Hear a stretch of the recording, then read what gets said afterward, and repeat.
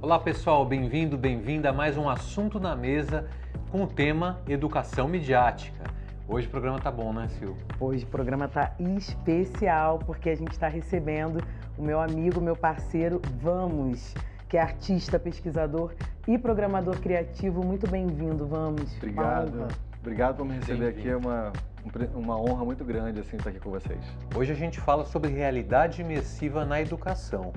Queria começar perguntando para você, muitas vezes a gente fala em realidade imersiva na educação e pode soar uma coisa muito, talvez tecnológica ou longe do chão da sala de aula. Sim. O que é a utilização das realidades imersivas, das várias tecnologias, né, de realidade imersiva, dentro da sala de aula hoje na educação ou em outros espaços? Bom, acho que a primeira coisa que as pessoas associam quando escutam esse termo é relacionado à realidade virtual, realidade aumentada, que são palavras que já estão mais no nosso cotidiano.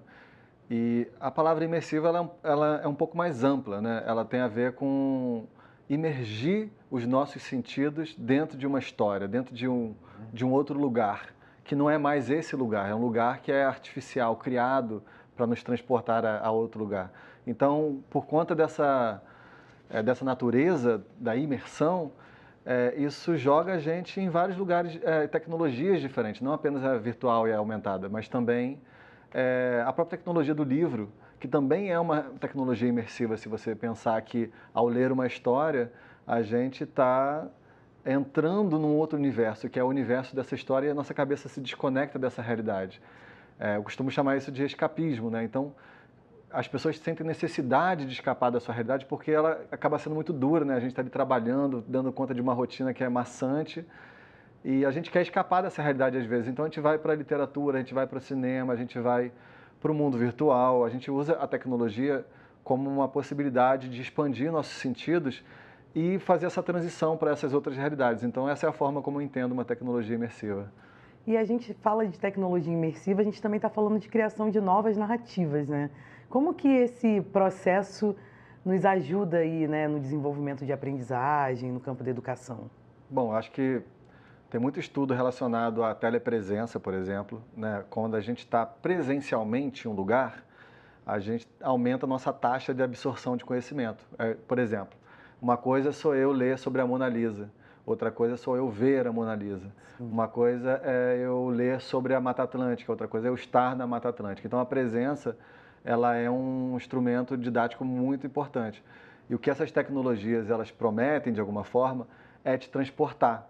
Então, quando você fecha o sentido das pessoas e a gente é transportado para esses lugares, o que você está fazendo é aumentando a possibilidade dela de absorver mais esses conhecimentos que você quer oferecer para elas. Ela encurta a distância de alguma maneira. Sim. Agora, você tem exemplos assim do uso desse tipo de tecnologia para a educação, para a gente poder visualizar? Sim. Bom, eu acho que um lugar onde isso está sendo muito utilizado é na indústria, como ferramenta de treinamento. Imagina que você tem uma fábrica e você está lidando com produtos químicos, você tem uma porta de emergência, você tem um monte de situações que são arriscadas na sua vida, e aí você não quer de primeira colocar um profissional que está sendo treinado para lidar com tudo isso. Você coloca ele num ambiente virtual e você vai ver como é que ele vai lidar com aquilo, porque se tiver uma dificuldade, às vezes até psicológica, você não quer colocar, desafiar a pessoa psicologicamente a viver uma situação que ela não está preparada para viver. Então, acho que esse é um lugar onde isso está muito consolidado. Assim, na indústria, os profissionais estão acessando muitos recursos de treinamento dessa forma. Na educação, a gente tem ainda num lugar meio lúdico, né, de jogos, viagens turísticas. Quando eu tenho 3 filhos, né?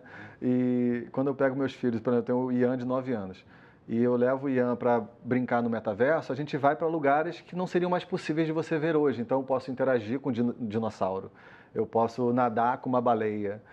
Então, eu posso estar em lugares com ele que vão dar a ele a chance de compreender o mundo de uma forma que seria impossível da gente compreender. Mas eu acho que a gente coloca muita fé na tecnologia também. E a tecnologia, na real, ela é uma ferramenta e todo o processo educativo, no meu entendimento, ele requer um certo esforço da pessoa. Não existe uma tecnologia capaz de chegar aqui e fazer um download na minha cabeça, enfiar um monte de conhecimento sem eu me esforçar. Porque se fosse assim, o que aconteceria? Entraria e sairia com a mesma facilidade, porque eu não criei essa musculatura que absorve o conhecimento. Então, o esforço ele é como se fosse um exercício mental que a gente faz para modelar o nosso cérebro e absorver aquilo. Então, essas tecnologias, elas são como, indo nessa metáfora, são como uma academia para a gente fazer essa musculação mental. E aí, quanto mais estímulo a gente oferece às pessoas, mais interessante é o recurso didático, eu acho que a gente tem mais chance de fazer esse esforço ser menos doloroso, né? Então, a diversão é um esforço. Você está se divertindo, mas você está se esforçando também. Eu acho que essa coisa de aprender de uma forma dolorosa é um erro da nossa história na educação, né? E a gente já aprendeu que essa educação disciplinar, ela gera muitos traumas, né? Tem um artigo que eu publiquei, inclusive, falando sobre a nossa relação com a matemática. E a matemática, a forma como a gente aprendeu matemática, é uma forma quase como se fosse uma tortura. Então, a gente sai dessa experiência de ensino médio carregando uma relação com a matemática muito difícil. E por isso, muitas pessoas vão sair dessa experiência na educação falando que eu não gosto de matemática, que matemática não é para mim. E eu acho que isso tem muito a ver também com essa coisa da gente aprender muito sem entender o propósito do porquê a gente está aprendendo. Então, quando eu estou, às vezes, num ambiente virtual e eu estou vendo lá a fórmula de Bhaskara, que é o grande exemplo que todo mundo usa, e eu consigo entender que eu consigo calcular um ângulo, uma distância, a hipotenusa, eu estou vendo aquilo sendo visualizado mais do que um gráfico desenhado no giz, no quadro, aí talvez eu consiga fazer essa passagem para entender o porquê. Por que isso é importante? Por que eu estou aprendendo isso? Sabe, eu acho que essa camada lúdica do aprendizado, ela acaba sendo muito favorecida por esses tipos de mídias também.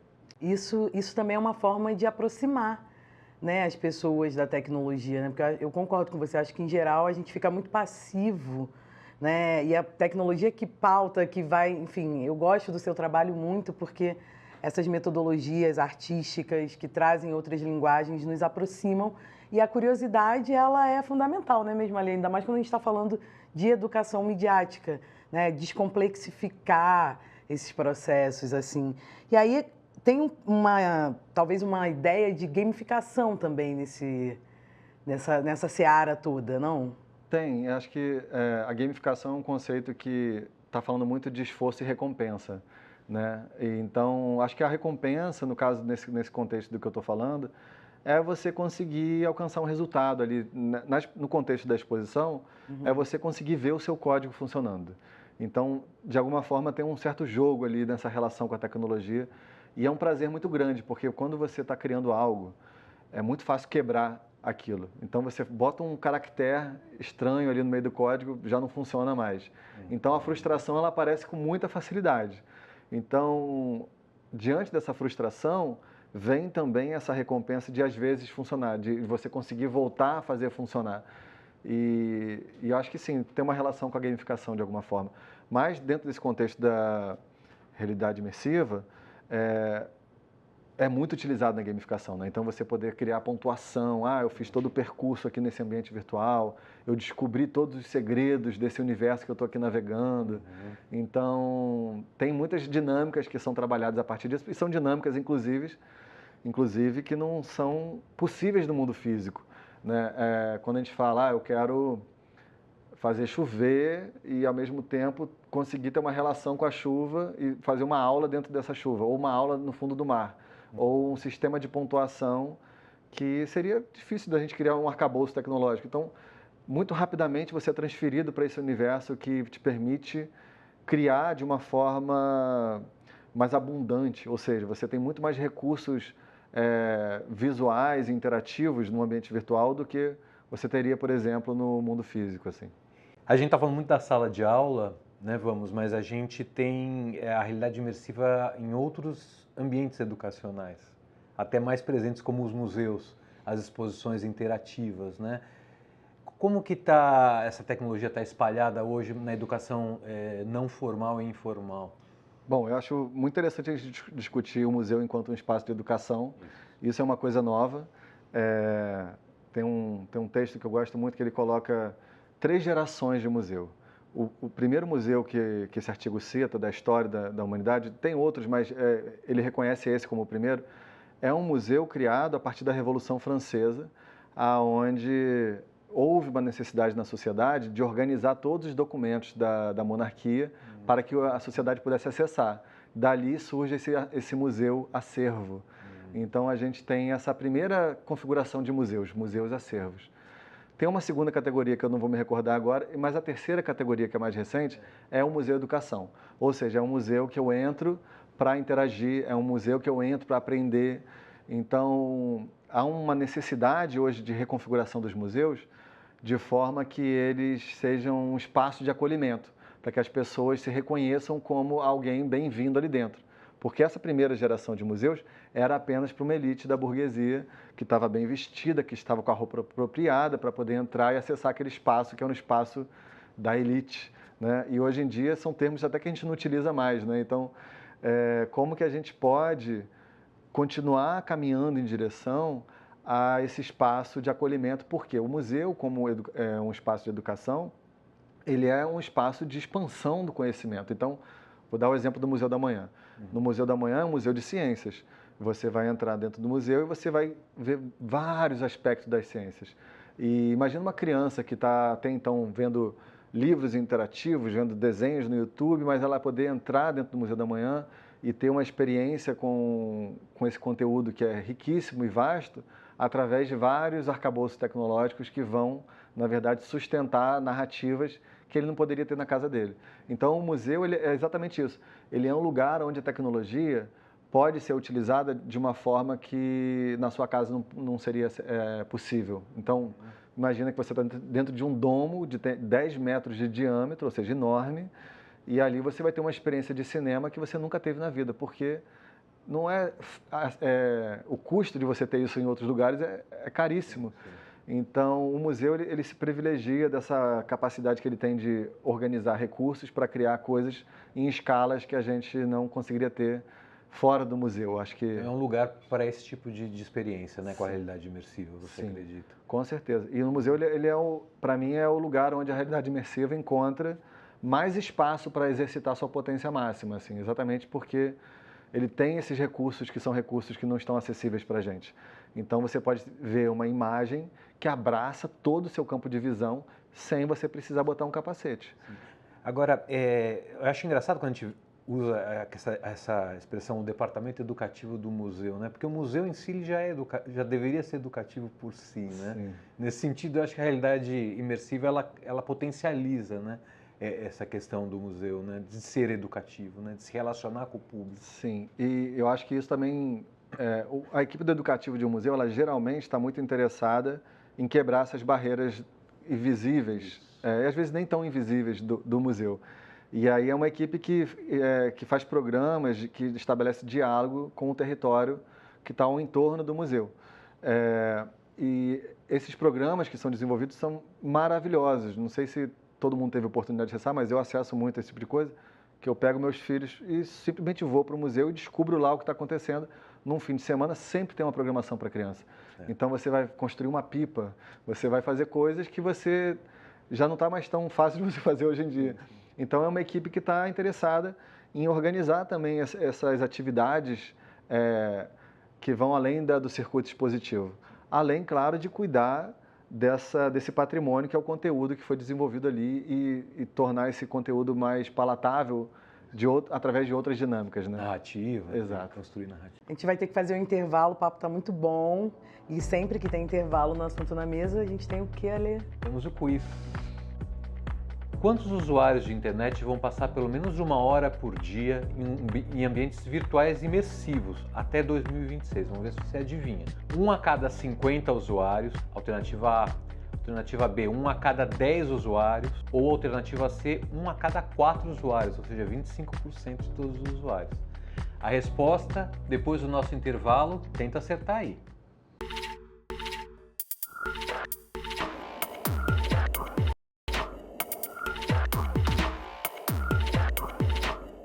Estamos de volta e com o resultado, né, do nosso quiz. Bom, usuários que vão passar pelo menos 1 hora por dia em ambientes virtuais imersivos até 2026. E isso é um estudo, né, uma projeção da empresa de consultoria Gartner. Qual o resultado? 1 a cada 4 usuários. É muita gente, né? 25% Parece que isso, de todo mundo. parece que vai crescer, né, Nossa. esse uso. Fiquei pensando muito, quando ouvindo, né, no outro bloco, sobre essa democratização também do conhecimento, que eu acho que essas tecnologias imersivas, elas também podem colaborar com isso. A gente estava falando dos museus, né, enquanto um espaço de educação, mas a digitalização também trouxe a possibilidade da gente conhecer acervos de museus dentro da nossa casa, muitas vezes, não dentro de uma tecnologia imersiva, mas essa ideia de você poder... Então, queria entender um pouco, tem, de fato, uma ideia de democratização, uma possibilidade de democratização de acesso, de conhecimento por meio de tecnologia imersiva, vamos? Eu acho que esse é um discurso bastante utilizado, né? É um argumento para se fazer esse tipo de coisa. Sim, sim. As pessoas, não, eu estou fazendo isso porque eu quero democratizar esse conhecimento.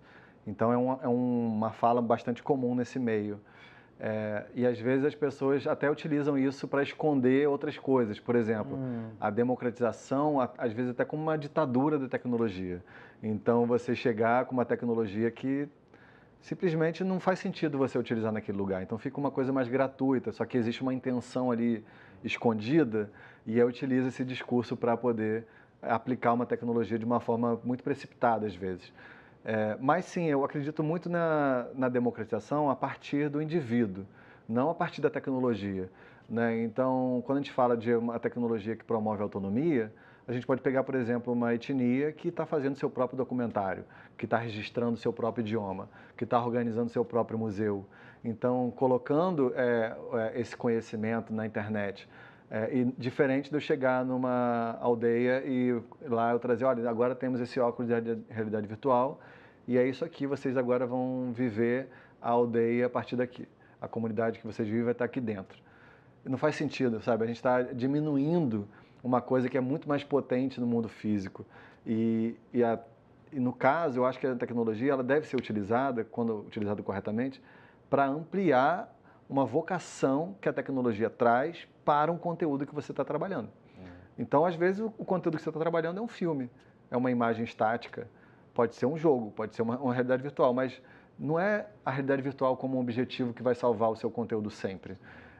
Então, tem que se pensar de uma forma crítica se o seu conteúdo tem uma vocação para esse tipo de tecnologia. Se você aqui vai estar criando uma experiência que vai ampliar a sua relação com o conteúdo, ou se aquele conteúdo vai estar sendo diminuído pelas limitações daquele meio que você está escolhendo trabalhar.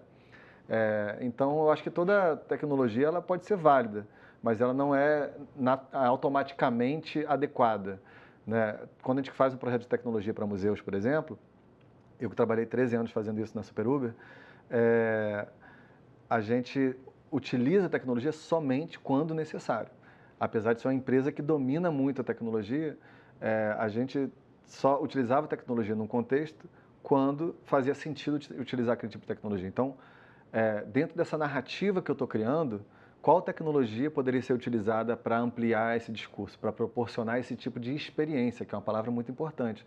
Então, tecnologia junto com conteúdo para pensar experiências. A palavra da realidade imersiva, esse conceito que a gente está trabalhando no programa, né, hoje, o programa inteiro, né, Sil? Ela teve muito próxima do metaverso, né, dessa palavra que também foi muito utilizada, sobretudo na mídia. Também as pessoas têm uma definição um pouco difusa do que possa ser, Sim. né? Agora, a gente tem lá realidades imersivas em games e tem gente que declarou já a morte do metaverso, que não deu em nada. Qual que é o teu olhar sobre isso e quais são as semelhanças entre esses dois termos? Bom, eu acho que o próprio quiz já meio que tenta responder isso, né? Existia muito otimismo com relação a essa tecnologia e eu acho que o quiz ele apresenta um dado que é bastante otimista, né? 25% das pessoas vão vir a utilizar esse tipo de coisa. Mas o metaverso ele teve um hype muito grande, muito por conta desse boom que teve há 3 anos já das criptomoedas em 2021. E naquele momento tinha uma simbiose acontecendo, ou seja, uma relação de se misturar com a arte. Então, criptomoedas e arte possibilitaram o surgimento de novos tipos de mídia. Uma dessas mídias que foi muito utilizada foi o metaverso. E aí, dentro desse outro grande hype, a coisa se fundiu e tomou essa proporção que até hoje reverbera na gente, né? A gente escuta falar em metaverso, e aí você pensa nesses ambientes, esses terrenos que as pessoas compravam. Ah, isso é bem polêmico. Mas é interessante por quê? Porque naquele contexto, a gente tinha a arte digital como uma arte underground, ou seja, uma arte pouco valorizada. Porque os espaços da arte tradicionais são espaços que privilegiam a arte física, né? E a arte digital era uma arte que circulava pela internet, como uma imagem, como um vídeo, e você copiava a imagem, colava no outro lugar, pronto, agora existem 2 edições daquela arte.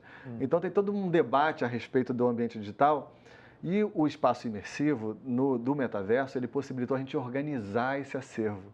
Então você pensar grandes museus infinitos, de obras infinitas, que você tem uma forma de navegar nesse conteúdo, tal como você poderia navegar num ambiente físico. Então, o metaverso ele possibilitou novas maneiras de você se relacionar com esse conteúdo. E eu acho que isso por si só já é um valor que eu acho interessante de olhar para essa tecnologia com carinho. Mas sim, houve um hype muito grande, depois teve um desinteresse, e aí talvez por isso algumas pessoas falaram, ah, morreu ou vai morrer. Mas tem muita gente fazendo um trabalho legal ainda, inclusive exposições acontecendo o tempo inteiro, assim, de oportunidade que esse tipo de coisa oferece. Além, claro, de toda a indústria de jogos que tem pensado em metaversos, né? O próprio Roblox, que toda criança utiliza hoje em dia, é um metaverso e é uma ferramenta de criar metaversos. O Roblox ele é uma grande comunidade de crianças criando seus próprios metaversos. E olha que interessante como é que isso acessa a criança, né? E coloca a criança, inclusive, na possibilidade de criar seus próprios jogos. Aí que está o pulo do gato. O problema não é o Roblox em si. Nem o problema pode sim estar relacionado naquela criança passar tempo demais, conversando até com pessoas que não deveriam estar conversando, mas a solidão daquela criança diante de uma tecnologia é um problema muito sério. Então, quando eu, enquanto pai, olho para o meu filho sentado, brincando com uma tecnologia como essa, eu posso me incluir. E dentro dessa relação que ele tem com essa tecnologia, eu me relacionar com ele também dentro dessa tecnologia. E ao invés de ser um instrumento de solidão, é uma ferramenta de conexão com pai e filho, por exemplo. E aí a relação dele com a tecnologia já é outra. E mais do que isso, e ele poder olhar para aquilo como um lugar que ele é capaz de transformar. Não apenas uma pessoa, uma criança que consome todos aqueles infinitos jogos que tem lá dentro. Mas ele fala, ah, papai, eu quero criar um jogo aqui, vamos tentar? E a gente começa brincando. A gente ia com uma intenção de criar uma coisa por aqui, mas a ferramenta tem tantas possibilidades. De repente você bota uma bola de futebol gigante e você tem um carro e a brincadeira é ficar empurrando aquela bola de futebol e isso vai se configurando ali no próprio fazer. E aí a gente vai rindo e gargalhando e às vezes se frustrando porque a gente não consegue fazer o que a gente quer. Mas essa experiência é muito legal, assim, de você pensar que o metaverso também pode ser um instrumento de conexão do próprio mundo físico. Né? A problemática do metaverso como um lugar que você se isola do mundo, na verdade, é o nosso desejo de se conectar. Só que o mundo que aquela pessoa está, às vezes, o lugar físico que aquela pessoa está, não tem a comunidade dela ali. E a comunidade que ela se conectou está em outro lugar, longe, que ela não consegue acessar. Então, o metaverso, ele sempre foi, na verdade, nosso desejo de se conectar com pessoas que tivessem interesses relacionados com o nosso. Acho que é sobre isso. Pô, é muito bom te ouvir, vamos, assim, é sempre um aprendizado, assim, eu gosto muito de te encontrar por isso também, mas a gente tem que ir se encaminhando para o final. E aqui a gente tem tentado criar uma ideia também de esperançar. O que você acha que a tecnologia, as tecnologias imersivas, assim, dentro de um mundo possível, bacana, o que elas podem trazer, assim, né? Qual o seu sonho nesse campo? Dei uma volta aqui para fazer a pergunta, mas enfim, é tudo isso. Dentro disso, qual o seu sonho? Entendi. Bom, primeiro, obrigado por estar aqui com vocês. Eu adorei participar dessa conversa. Foi um prazer enorme. Eu acredito que a gente, primeiro, está se dando conta na nossa geração que a gente vive nesse planeta com recursos limitados.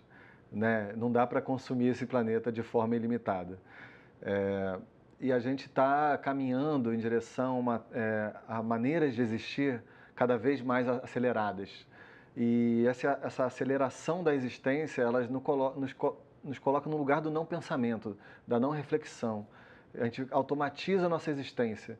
E dessa forma a gente acaba consumindo de forma automática, a gente acaba vivendo, tendo essa experiência de mundo, que é uma experiência que a gente não se permite de fato viver e parar para ver a vida, né? E a forma como eu gostaria que a gente vivesse seria uma forma como a gente pudesse pensar de fato qual é a nossa necessidade nesse mundo e que tipo de coisa que eu gostaria de produzir nesse mundo que estivesse relacionada à minha necessidade. E quando a gente aplica isso no contexto das tecnologias, da tecnologia imersiva e qualquer outra tecnologia, eu acho que tem muito a ver com as nossas capacidades. Do momento que a gente habilita uma pessoa a criar, seja um livro, seja uma música, seja a sua própria tecnologia, a gente dá a chance dessa pessoa expressar no mundo a sua própria necessidade. E eu acho que essa forma muito acelerada que a gente está vivendo, ela desabilita a gente a produzir, a criar e a se expressar e modelar esse mundo de acordo com as nossas necessidades. O que a gente faz hoje em dia talvez seja apenas replicar essas necessidades artificiais que as tecnologias que vêm de um lugar específico, que são essas grandes corporações, acabam produzindo na nossa forma de existir em sociedade. Então, eu acho que, em outras palavras, é como se a gente fosse capaz de olhar para a gente de novo como uma comunidade que é capaz de criar sua própria tecnologia e suas próprias relações. E talvez nem criar tecnologia, porque talvez eles se deem conta de que essa tecnologia digital, imersiva, nem é mais necessária, porque o mundo talvez seja até um lugar de conexão e de compartilhamento de informação mais interessante do que esse mundo mais tecnológico que a gente está caminhando em direção. Então, eu acho que é essa pausa, eu desejo essa pausa para as pessoas e a gente desacelerar e produzir menos, fazer menos, para poder pensar mais e refletir mais. Muito bom. Muito bom. Infelizmente, a gente tem que terminar. Essa sua última fala me lembrou uma colocação do Marshall McLuhan, que é aquele pesquisador canadense, que ele fala que não há nada mais humano do que a técnica humana. A gente esquece que a gente desenvolve a tecnologia como extensão da gente, né? Até que ponto a gente precisa disso. Exato. Bom, o assunto na mesa fica por aqui. A gente volta no próximo programa. Agora, pegue esse assunto da realidade imersiva e espalhe na sua mesa, na mesa dos seus amigos. Coloque lá para debater e siga o Futura nas redes. Até a próxima!